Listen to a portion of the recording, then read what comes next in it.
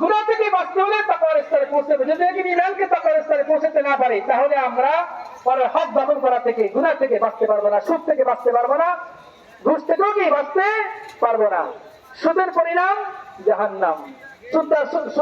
সুদে কি হয়?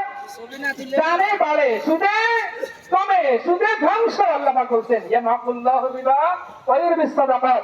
আল্লাহ পাক সুদকে ধ্বংস করে দেন, সদকাকে কি বাড়ায় দেন। সুদের শেষ পরিণতি আল্লাহ পাক বলছেন তার সাথে লড়াই, যুদ্ধ। তো যুদ্ধ দ্বারা কি হয়? আল্লাহ তাআলা বান্দার জানকে নিয়ে নেওয়া কোনো কঠিন কিছু নয়। আল্লাহ পাক কি করবেন? আল্লাহ পাক তার ঈমানকে ছিনে নেওয়ার সম্ভাবনা, যে তার থেকে তার ঈমানকে কি ছিনে নেবেন। আমাদের সমাজের রঙে রঙে, ঘরে ঘরে সুদ পৌঁছেছে। খুব কম ঘর আছে যেই ঘর সুদ থেকে মুক্ত আছে। এর শেষ পরিণতি ঈমান হারা হয়ে যাওয়া। এর শেষ পরিণতি কি?